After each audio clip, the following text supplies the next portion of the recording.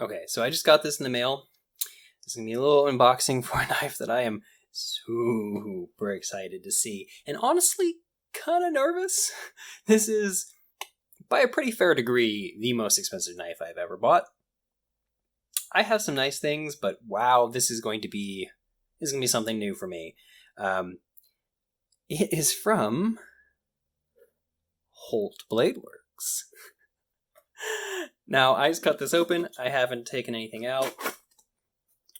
Ooh. There's that lion. That is...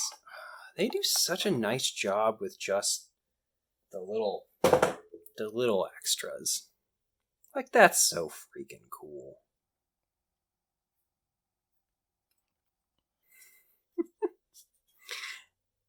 Oh, look at that. I didn't realize they came in different amounts of roar. That's fun. Talking about the Detent, this is the little, what do you call that? Tiny 0.35 hex wrench for adjusting the adjustable detent. Wow, this is an interesting way to fold. Can I open this up without cutting off that sticker? Maybe.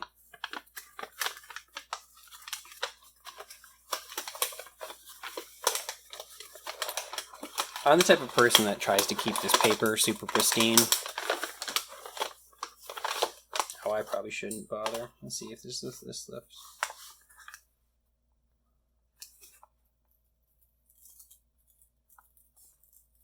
Oh yeah, that's easy enough. Ooh. Little magnet front. Wow, there's a lot of suspense building in this packaging. There's my certificate of authenticity NFC chip.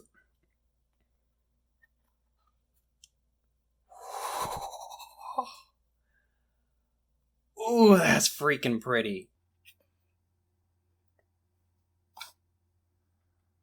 Oh, wow, that is beautiful. Oh, that's cool.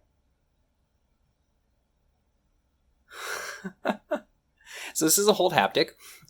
This is in the... I have this somewhere. Let me click real quick.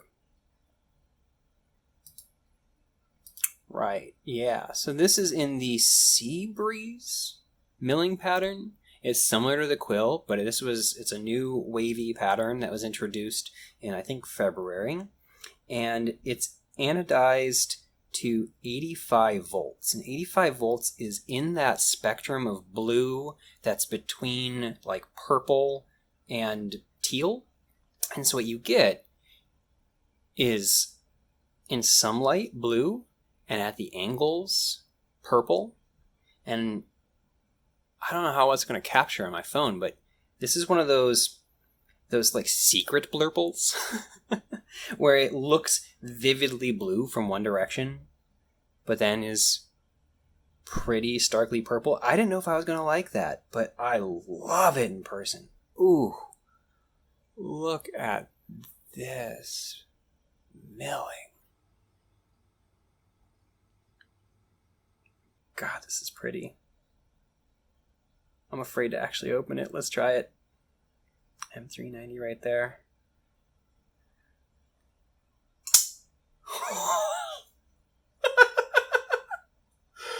Oh, the feeling on that is crazy. Oh, and that feels so solid. Zero lock stick and like absurdly smooth move over. Wait, I wanted to feel, because they brag about this detent ball not needing a detent ramp, and yeah, that's incredibly smooth.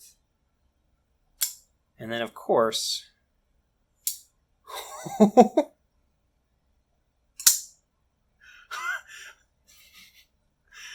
Oh my god.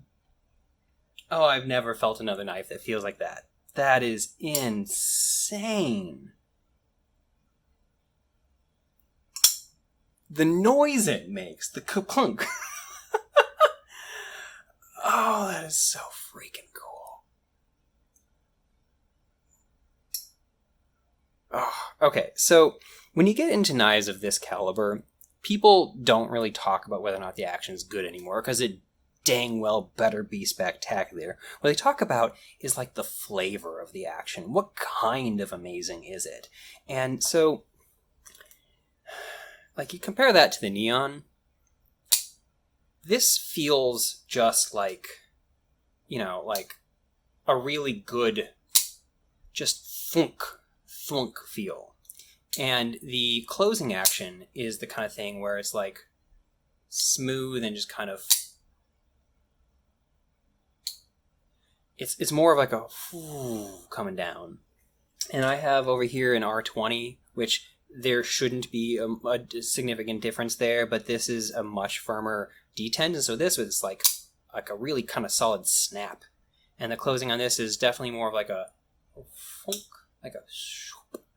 And like this is a actually this is probably my favorite closing action of any knife. This is the Brad Southard Mini Tolk, and I love something that falls shut, but this is the kind of knife that stays exactly where you put it. It doesn't fall shut immediately, but the moment that you try to close it at all, it just is completely effortless, like any amount of down and it just falls. This is in that completely fall shut category, but the open on it is so different. Thwunk click versus clunk. How is it doing that? That is so freaking cool. Now, similarly, this knife has a detent ball ramp, and when you put this up onto it, you can feel it running up that detent ball. And I love that. Oh, it's so good. And it means that it's super easy to close. And on these guys, there's not. So you definitely hit that. And to push past it takes some real force. Not a lot, but like you notice it. This every time, this really does just kind of push right on it. It's very similar feeling to a detent ball. It just kind of, wow. That's impressive. They really thought through that little detail there. The noise there, man, the sound of this knife.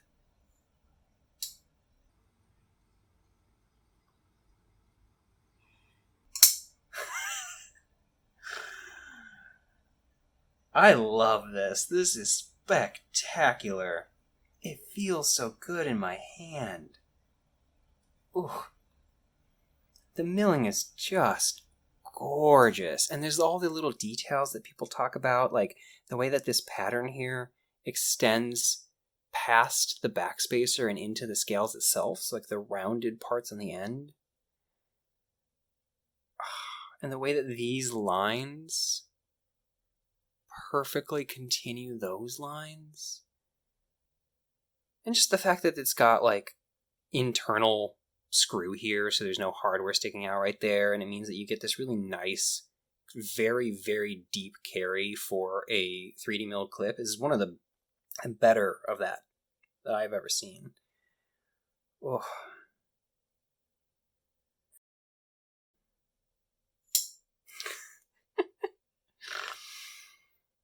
Perfectly centered. And they do this fun thing where they make it sit right in there. You know, actually, that's a fun thing to show as a little comparison. So you see that on a bunch of different knives, actually. So I'll show you an example over here. This is the ProTech Malibu.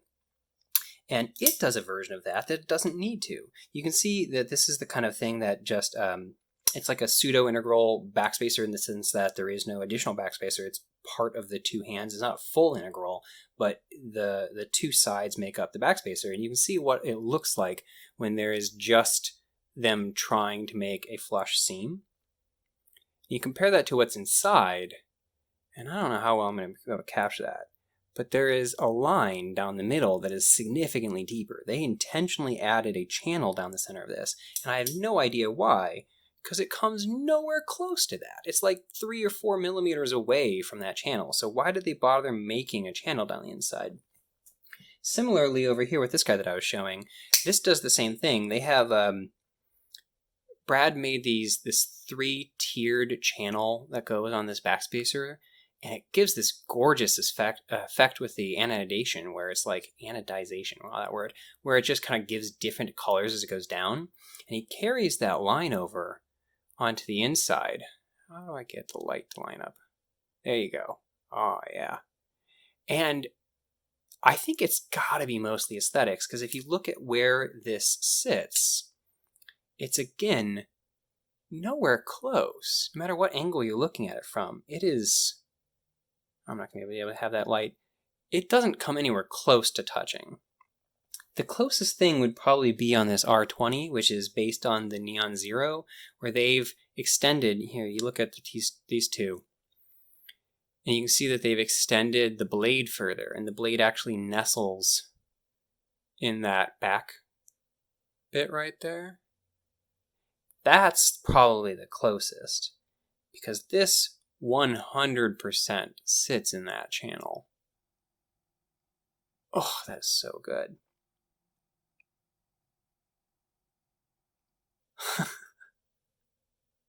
I love these tie connector ones they have. I didn't know when I ordered this. This is part of a lottery. I didn't know whether or not I'd get this specific one, because they had multiples of this color up, and they sometimes will vary these, but I'm really glad that I got this specific one, because I like this one a lot. I think they call this arcs and dots on tie connector, but I think it just looks great. I also deliberately got one that didn't have anodized hardware, because there was an option of getting one that was purple, and I love purple, so the color wasn't a problem for me, but it had, well, it was dual anodized, that kind of blurple thing, where they're deliberately doing blurple, or they're doing 2 different colors of anodization. Anyway, it came with anodized hardware and a matching anodized clip, and it looks great. But these are the parts of the knife that you are the most likely to scratch. This is the part that's going to get scuffed if it's sticking out of your pocket. This is the part that's going to get scuffed if your bit driver slides at all. This is the part that's going to get nicked up if you just are in any way not being super precise with how you're inserting your bit driver. And so to have the part that's most likely to be scratched be colored in a way that's going to show off a scratch super, super, super well is just like, I love the way it looks, but it's not functional.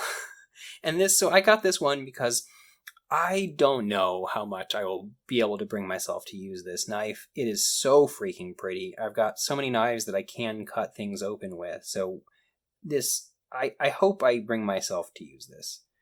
But I wanted a version that I didn't feel as afraid of putting in my pocket. Oh, this is just so freaking pretty. Right there. Holt Blade Works Haptic number 483 is the one I ended up with. It's got the internal skeletonization. Ugh. This is just such an amazing knife. Ooh. Yeah, that feels good. That feels very sharp.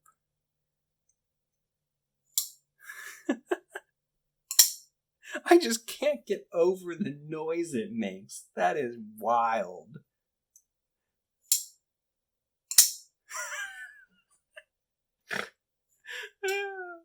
Okay. I'll end this video here because I don't have anything else constructive to say, but wow. Just wow. Thanks for watching. Okay, I just wanted to add one more little bit at the end here because I just cannot get over the sound that this thing makes and the tactile experience as it's happening, but the sound, that is so different from everything else. There's 2 very distinct clicks, and they're not just clicks, they have this really kind of almost musical quality to them too, where they have different pitches. It's like pink and tonk.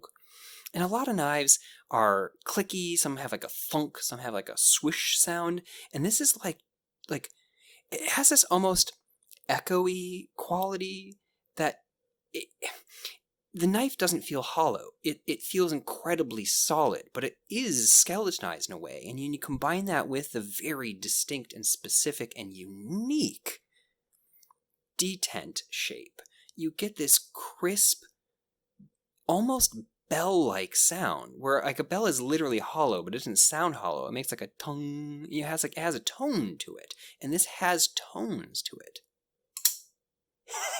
It's just so wild. How does it? I am very much someone that thinks about and cares about that quality of mechanical objects, and especially at anything close to this kind of price point. The sound, the auditory experience is important, and it's just, it makes such a difference when it sounds so satisfying. I just can't get over it. I'm gushing. I love this thing. It is...